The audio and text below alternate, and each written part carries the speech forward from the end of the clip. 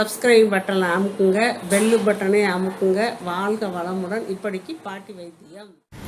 வணக்கம்ப்பா, உங்கள் பாட்டி பேசுகிறேன். இப்போ நான் உங்களுக்கு மாவடு செஞ்சு காட்ட போகிறேன்ப்பா.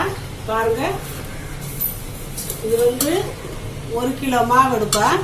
1 கிலோ வாங்கிட்டு வந்தேன். இப்படி காம்போடு இருக்கிறது தான் வாங்கணும். ஏன்னா இதுதான் மரத்தில் ஒடிப்பாங்க. மற்றபடி இந்த காம்பு இல்லாமல் இருக்கிறது வாங்கினீங்கன்னா அது உதுந்ததை கூட பிறக்கி வச்சுருப்பாங்க. அது மாவடு போட்டால் சீக்கிரமாக கெட்டு போயிடும். அதனால் இப்படி அவங்க மரத்துலேருந்து கையில் பறித்து வச்சுருக்கிறது தான் இது. அதனால தான் இப்படி பார்த்து ஒன்று ஓட வாங்கி வச்சுருக்கேப்பா. இப்போ இதை இந்த காம்பை நான் வெட்டி காட்டுறேன் பாருங்க.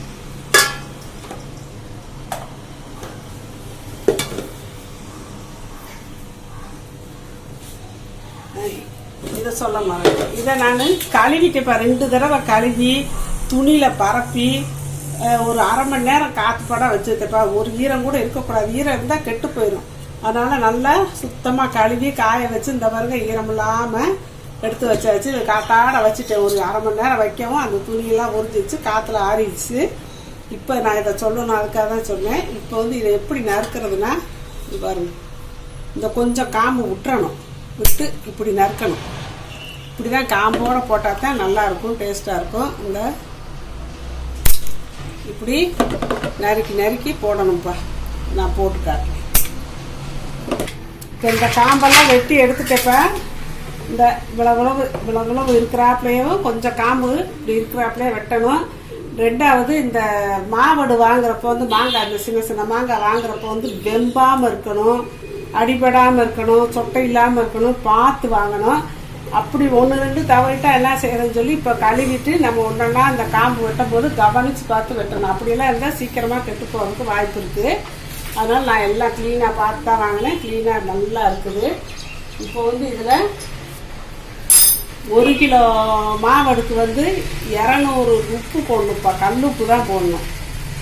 200 உப்புனா எவ்வளோ வரும்னா, இந்த இது காப்பிடி உலக்கு. காப்பிடி உலக்கில் பாதிக்கு கொஞ்சம் கூட வருதுப்பா. இதுதான் 200 உப்பு. நீங்கள் போய் ஒவ்வொரு நேரம் நிறுத்துக்கிட்டு இருக்க முடியாது. எல்லா வீட்லேயும் இந்த மாதிரி உலக்கு, காப்பிடி உலக்கு இருக்கும். அப்படி இல்லாட்டி இந்த அரைக்கால் படி உலக்குன்னு சொல்லி இருக்கும், 200 மில்லி உலக்கு. அதில் கொஞ்சம் பூமாச்சி அளந்து போட்டுக்கலாம். இந்த பாருங்கள் இருக்குல்ல, இப்போ இந்த உப்பை போட்டுக்கலாம். தண்ணிங்கிறது ஈரமே பற்றக்கூடாதுப்பா. இந்த 1 ஸ்பூன் அளவுக்கு மஞ்சத்தூள் போட்டுக்கலாம்.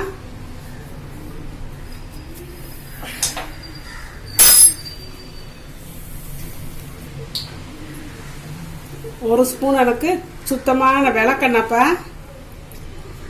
விளக்கெண்ணெய் இல்லை போய் வாங்கணும் அப்படின்னு நினைக்கிறவங்க நல்லெண்ணெய் கூட ஊற்றிக்கலாம். 1 ஸ்பூன் கூட கொஞ்சம் ஊற்றிக்கலாம்ப்பா.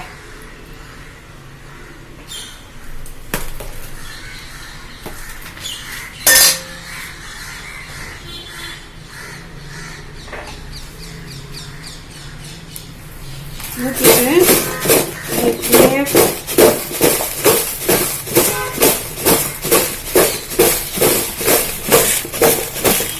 இந்த விளக்கெண்ணையும் அந்த உப்பு இதெல்லாம் சேர்த்து அந்த மாங்காயை நொதிய வச்சு அப்படியே தண்ணி விடும். 3 நாளைக்கு நம்ம அப்படி வச்சுருக்கணும். காலையிலையும் சாயந்தரமும் இப்படி எடுத்து குலுக்கி மூடி வச்சிடணும்ப்பா. அப்போ தான் இந்த உப்பு அதுவும் நான் டெய்லி உங்களுக்கு காட்டுறேன். இன்னைக்கு இந்த லெவலில் இருக்குது, இன்றைக்கி இந்த லெவலில் இருக்குன்னு ஒவ்வொரு நாளும் காட்டுறேன். ஆனால் ஒரு நாளைக்கு 2 தடவை நீங்கள் கொடுக்கணும்ப்பா, மறந்துடாமல். இப்போ இதை மூடி வச்சிடலாம். 2 நாள் குலுக்கி வச்சுட்டேன். இன்றைக்கி 3ஆம் நாள் காட்டுறேன்.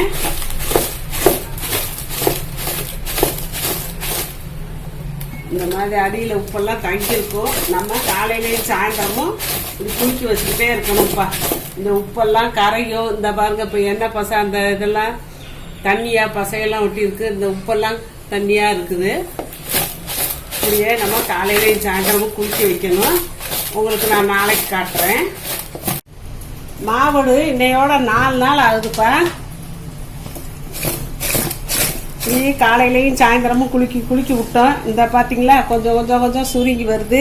உப்பும் கொஞ்சம் அப்படியே கரைஞ்சி தண்ணியாக இருக்குது. இந்த புல் உப்பும் கரையில் இந்த தண்ணி வருது பார்த்தீங்களா, அந்த தண்ணி வருதுல. இந்த உப்பு கரைய இன்னும் தண்ணி நிறைய வரும், முங்குற அளவுக்கு வரும்ப்பா. இப்போ நம்ம இந்த ஸ்டேஜில் நம்ம இந்த காஞ்ச மிளகா கடுகு இதெல்லாம் நம்ம வறுத்து போடுவோம். இப்போது 20 காஞ்ச மிளகா நல்லா வெயிலில் காய வச்சுருக்கப்ப முதல் இந்த காம்பெல்லாம் கிள்ளி எடுத்துக்கலாம். 20 காஞ்ச மிளகாப்பா மிக்சியில் போட்டு பவுடர் பண்ணி போடணும். 1 ஸ்பூன் கடுகுப்பா நல்லா அதையும் காய வச்சுட்டேன்.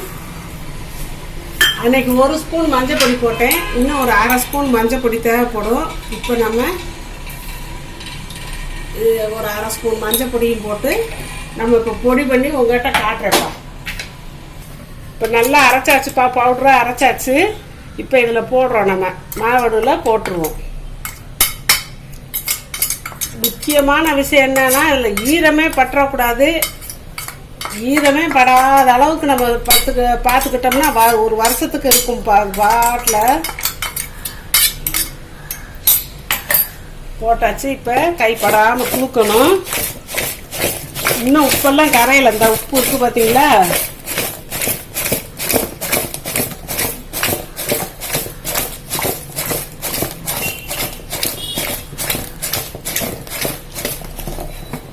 இன்னும் ஒரு 5-6 நாள் கழிச்சு நான் காட்டுறேன்.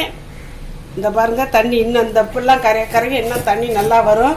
இன்னும் மாங்காயெல்லாம் நல்லா சுருங்கி நல்லா இதாக இருக்கும். ஒரு 5-6 நாள் கழிச்சு உங்களுக்கு நான் காட்டுறேப்பா. அதுக்கப்புறம் தான் ஃபினிஷ் ஆகுது. இப்போ நம்ம ஒன்றும் செய்யக்கூடாது. இப்போ அதை நம்ம மூடி வச்சிடணும். காலையிலையும் சாயந்தரமும் ஒவ்வொரு தடவை, காலையில் ஒரு தடவை நல்லா குளிக்க விடணும், சாயந்தரம் ஒரு தடவை குளிக்க விடணும். குளிக்க விட்டா தான் அந்த உப்பு காரம் எல்லாம் கலந்து சூப்பரான இதாகும்ப்பா. மூடி வச்சிடலாம். இன்னொரு 5-6 நாள் கழிச்சு உங்களுக்கு காட்டுறேன். நான் 5 நாள் ஆச்சுப்பா மாவடு மிளகா அப்படி கலக்கி வச்சு அப்பப்போ காலையிலையும் சாயந்தரமும் குளிக்க விட்டுக்கிட்டே இருந்தேன். இந்த பாருங்க நல்லா மாங்காயெல்லாம் நல்லா சுருங்கி வந்துருச்சு. பூரா தண்ணி நம்ம ஒரு சொட்டு தண்ணி ஊற்றலப்பா. அந்த உப்பும் அந்த மாங்காயில் இருந்த தண்ணி தான், அதான் மாங்காய் சுருங்கி தண்ணியை வெளியே விட்டுரும். இது இப்படியே ஒரு வருஷத்துக்கு கூட நம்ம வச்சு சாப்பிடலாம். அப்போ ஒரு துண்டு வச்சா போதும், எந்த காய் நம்மளுக்கு தேவையில்லை. அந்த மாதிரி ரொம்ப டேஸ்ட்டாக இருக்கும். தயிர் சாதத்துக்கும் மாங்காய் வடுக்கும் ரொம்ப சூப்பராக இருக்கும்ப்பா. இதை இப்போ நான் இந்த பாட்டிலில் போட்டு வைக்கிறேன்.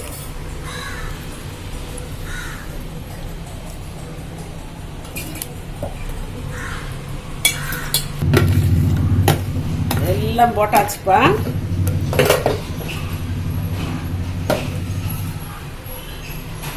மாங்காவே தெரியல பாருங்க, உள்ள மாங்காய் கிடக்கு, உள்ள மாங்காய் இருக்குது, அப்படியே தண்ணியாக இருக்குது. இன்னும் கூட உப்பு இன்னும் கொஞ்சம் கரையாமல் இருக்குது. ஆனால் இப்போ இருந்தே எடுத்து நம்ம யூஸ் பண்ணலாம். இன்னும் உப்பு கரைய நம்மளுக்கு இன்னும் தண்ணி கூடுதலாக வரும். நம்ம இப்போ இருந்து மாங்காயை மாவடுவை எடுத்து நம்ம யூஸ் பண்ணலாம்ப்பா. சூப்பராக ரெடி ஆயிடுச்சு. பூரா தண்ணியாக இருக்குது பார்த்தீங்களா? சூப்பராக நம்ம இந்த மாதிரி டேஸ்ட்டு சாப்பிட்ருக்கவே மாட்டேங்க. சூப்பராக நான் செஞ்சு வச்சுருக்கேன் பாருங்கள். இதில் கடுகு ஏன் போடுறதுன்னா, கடுகு கெட்டு போகாமல் இருக்கிறதுக்கு தான் நம்ம கடுகு அரைச்சி போடுறோம். எதுக்கு கடுகு போடுறதுன்னு நீங்கள் நினைப்பீங்க, அதுக்கு தான் சொல்கிறேன். பூராமே ட்ரையாக தான் போட்டோம், ஒரு துளி ஈரமில்லை. இன்னும் நீங்கள் லாஸ்ட்டில் தீர்ற வரைக்கும் ஈரக்கரண்டியோ ஏதோ மரக்கரண்டி சுத்தமாக நீங்கள் கழுவி காய வச்சுட்டு அதை வச்சே நீங்கள் எடுத்து யூஸ் பண்ணீங்கன்னா ரொம்ப சூப்பராக இருக்கும்ப்பா. அருமையான மாவு ரெடி ஆயிடுச்சு. 1 கிலோவுக்கு இந்த ஒரு பாட்டில் நிறையா வருதுப்பா. இது 1 லிட்டர் பாட்டில் தான்ப்பா, கரெக்டாக இருக்குது. இந்த மாதிரி செஞ்சுக்கோங்க. வாழ்க வளமுங்க. இப்போ நிறைய பேர்ப்பா நான் அவங்க கொஸ்டினுக்கு ஆன்சர் சொல்கிறதுலன்னு கேட்குறாங்க. சொல்லிக்கிட்டு தான் இருக்கேன். நான் அதுக்குன்னு சொல்லி பார்வையாளர்கள் கேள்வி பதில் நான் போட்டிருக்கேன். அதை பார்த்துக்கோங்கப்பா. அதை பார்த்தீங்கன்னா உங்களுக்கு தெரியும். நான் வரிசையாக கேள்வி பதில் போட்டுக்கிட்டே இருக்கேன். அதில் போட்டு பார்த்தீங்கன்னா நீங்கள் கேட்ட கேள்விக்கெல்லாம் நான் பதில் சொல்லிடுறேன்ப்பா. அதை கட்டாயம் நீங்கள் பார்த்து தெரிஞ்சுக்கோங்க. சப்ஸ்கிரைப் பட்டனை அமுக்குங்க, பெல்லு பட்டனை அமுக்குங்க. வாழ்க வளமுடன். இப்படிக்கு பாட்டி வைத்தியம்.